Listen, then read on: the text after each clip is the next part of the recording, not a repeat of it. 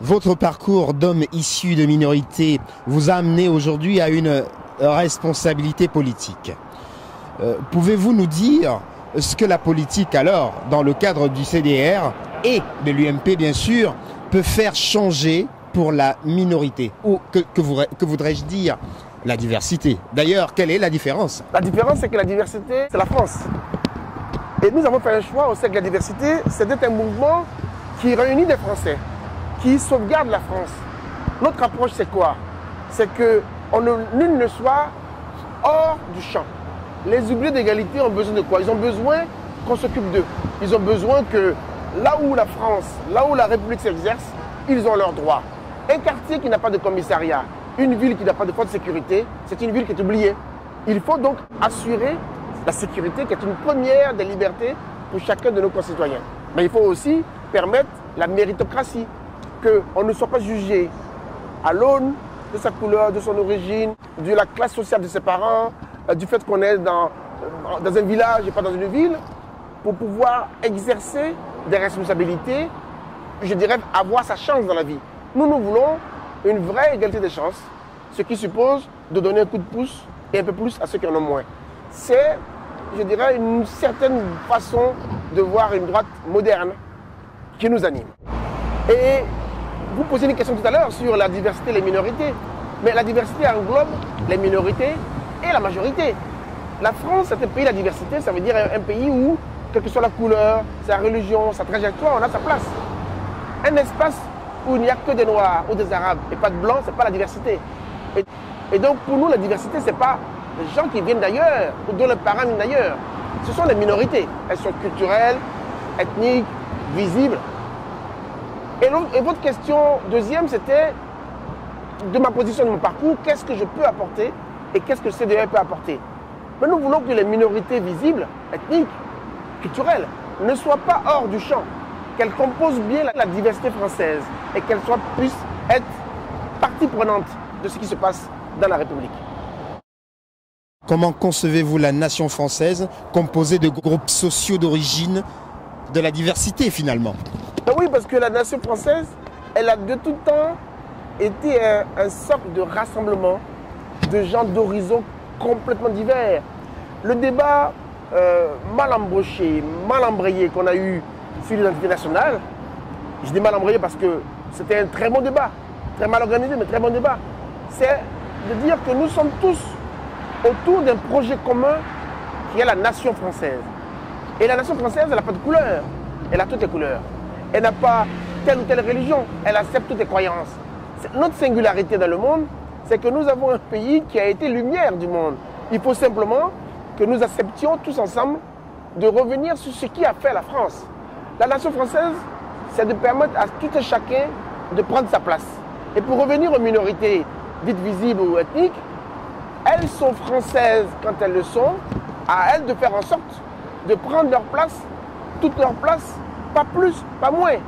Et si d'aventure, une institution, une entreprise, un interlocuteur, un élu considère que cette place est une place particulière, c'est une place, je dirais, non acquise, il appartient à ceux qui sont français, quelle que soit leur couleur, de ne pas se laisser marginaliser. Et nous, au cercle, nous, ce que nous disons, nous devons faire en sorte que ces minorités, qui sont des minorités françaises, prennent leur place en tant que Français dans l'ensemble de l'espace républicain. Dans les mairies, au Parlement, dans l'administration, dans la diplomatie, auprès du monde économique. Et pour cela, il faut accepter de jouer le jeu de la République. Mais ceux qui sont là depuis hier doivent faire la place à ceux qui arrivent. Pourquoi? Il y a quelque temps, il a été question au niveau de la HALD, le nom de Malek Bouti a été prononcé. Et nous avons tous entrevu ou entendu à la télévision notre cher Gérard Longuet parler du corps social traditionnel qui doit être à ce type de poste. Qu'en pensez-vous? Si j'étais direct, je dirais que c'est une bêtise et c'est une connerie. Si je pouvais même me lâcher un tout petit peu. Non, les compétences, le savoir-faire, la maîtrise des dossiers les capacités à travailler doivent être le premier élément de mérite, de choix au mérite de ceux qui doivent gouverner, prendre des responsabilités au sein de l'État. Et il n'y a pas d'espace à réserver à quelque chose qui s'appellerait le corps traditionnel. Ça n'existe pas d'ailleurs. Même les Gaulois viennent d'ailleurs. Donc, le territoire français, la nation française, elle est composée de tous ceux qui acceptent, dans un projet politique, de la construire, de l'enrichir, de la faire grandir. C'est ça une nation. Et on ne peut pas, sous couvert de telle ou telle considération, dire, énoncer, émettre l'idée que certains pourraient avoir accès aux responsabilités et d'autres non. C'est une vraie bêtise qui est passée plus ou moins inaperçue parce que je crois que Malek Bouti n'a pas voulu lui-même en rajouter dans le débat. Mais c'est inadmissible pour résumer le fond de ma pensée. Le 4 septembre, un appel à la manifestation est lancé par 49 organisations associatives, syndicales ou politiques contre la stigmatisation et la discrimination et pour le vivre ensemble. Serez-vous à cette manifestation? Non, je ne serai pas parce que le 4 septembre, j'espère qu'avec le siècle de la diversité, nous serons ailleurs pour lancer un appel pour la renaissance de la République avec une convention que nous appelons la Convention des républicains sociaux qui exprime notre attachement aux valeurs de la République, qui dénonce les égarements de nos responsables de la majorité présidentielle, mais nous ne voulons pas nous associer à certaines organisations qui profiteraient de cet espace pour aller au-delà du simple appel à la renaissance de la France. Parce que, vous savez...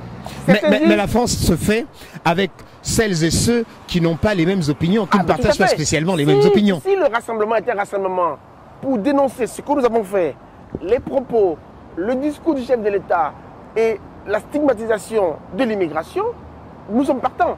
Mais nous pensons que, par exemple, quelques-uns ont déjà pris position pour ce qu'ils appellent la dérive sécuritaire. Nous estimons qu'il n'y a pas de dérive sécuritaire. Absolument. Qu'entendez-vous par insuffisance de sécurité et comment le justifie-t-on? Mais quand dans les territoires de la République, qu'ils soient urbains, périurbains ou ruraux, on constate de plus en plus de faits de violence caractérisés avec des intensités plus graves, on doit doubler, multiplier les effectifs. Faire un travail à la fois de prévention, mais un travail de sanction, je dirais, le plus dur possible. Ça, pour nous, on ne peut pas parler de dérive sécuritaire alors que c'est un droit. Celui qui, y compris celui qui est dans la panade, qui a des conditions de vie modestes, a besoin... Il semble que le président de la République aujourd'hui, anciennement ministre de l'Intérieur, et ceci depuis 2003, à qui nous avons d'ailleurs tous apporté notre soutien, a abordé ce sujet dans tous les sens.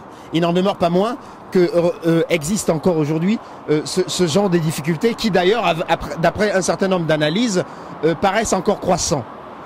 Que doit-on faire finalement si tous les jours on doit se retrouver... Il faut revenir à la police de proximité, par exemple. C'est un très bon exemple que la gauche a mis en exergue et qu'on a malheureusement oublié. Il faut faire du travail de prévention, il faut faire un travail d'information. On ne peut pas éradiquer la violence ou en tout cas la faire baisser si on n'est pas auprès de populations qui elles-mêmes vivent en paix et qui ont besoin de sécurité. On ne peut pas faire en sorte qu'une police soit efficace si les propres habitants qui sont censés être protégés par la police en ont peur. Donc il y a un travail de redécouverte de la population, d'une certaine catégorie de population, par la police. Ça veut dire qu'il faut prévention, mais il faut aussi répression. Il ne s'agit pas d'avoir une indulgence particulière ou une répression particulière vis-à-vis des Noirs et des Arabes. Il faut simplement qu'un individu soit responsable de ses actes et qu'il soit sanctionné en tant que tel. Nul n'a besoin de parler de ses origines, de parler de sa condition sociale, de parler de son quartier d'appartenance. Le plus important, la règle est la règle et la loi est la loi. Parce que indexer, préciser, c'est faire l'amalgame. Que dirait l'ensemble des Noirs, des Arabes ou des quartiers populaires ou des banlieues? Parce qu'à chaque fois qu'on indexe une catégorie, on jette le problème sur tout le monde. Alors qu'il s'agit de faits d'individus qui ont là affaire au droit commun.